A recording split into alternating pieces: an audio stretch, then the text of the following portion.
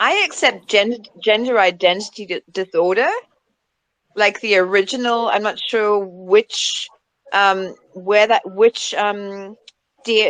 that goes back to, but pre five for sure, maybe back to four.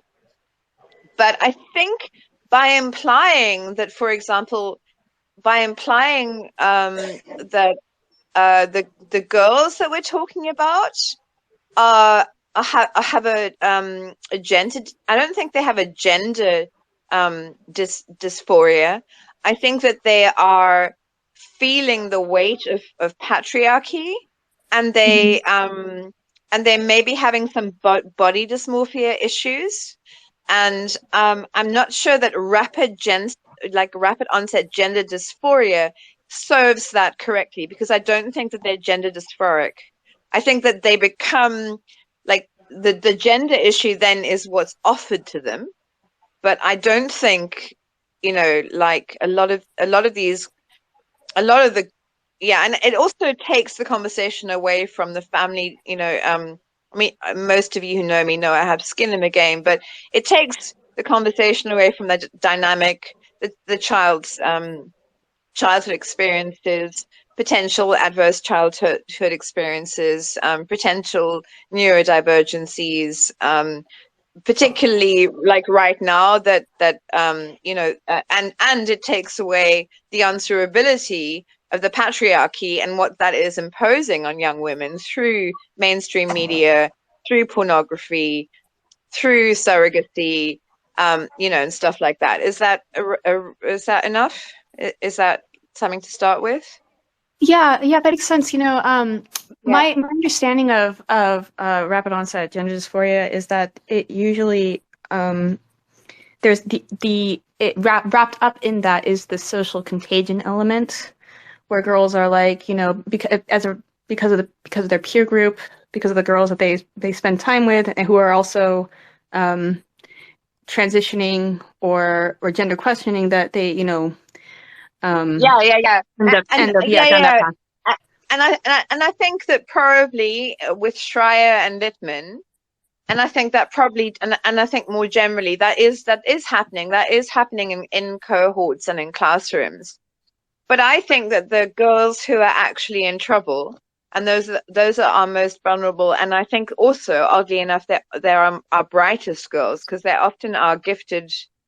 They're gifted kids, like they intellectually are the ones who see outside like the box and see the shit that society is like quite young.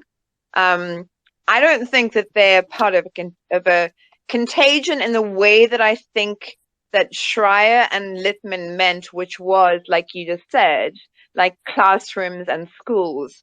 I think that those women and the like young women, adolescents and young women, I think that they are reflecting um, um, probably some discomfort with puberty, yeah, sure.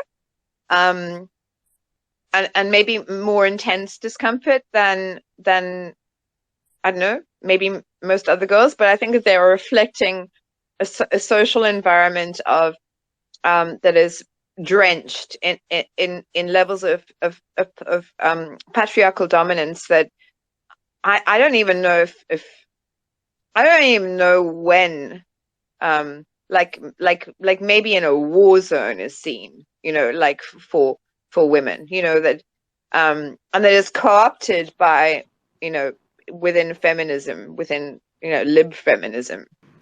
I think that really, like, I don't think that there is a case of gender transition in girls that isn't um, a factor of like not wanting to be a woman when the world is just like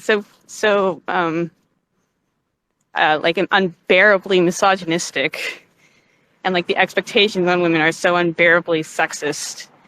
Like I think that it's like I think it's sexism and misogyny all the way down when it comes to um, like I think every case of like so-called gender dysphoria in girls is um, is escapism.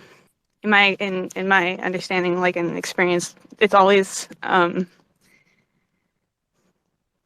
escape from misogyny, or wanting not to be, or wanting to be invisible, like thinking that being a trans man, it makes them invisible, so it relieves them of that unwanted attention.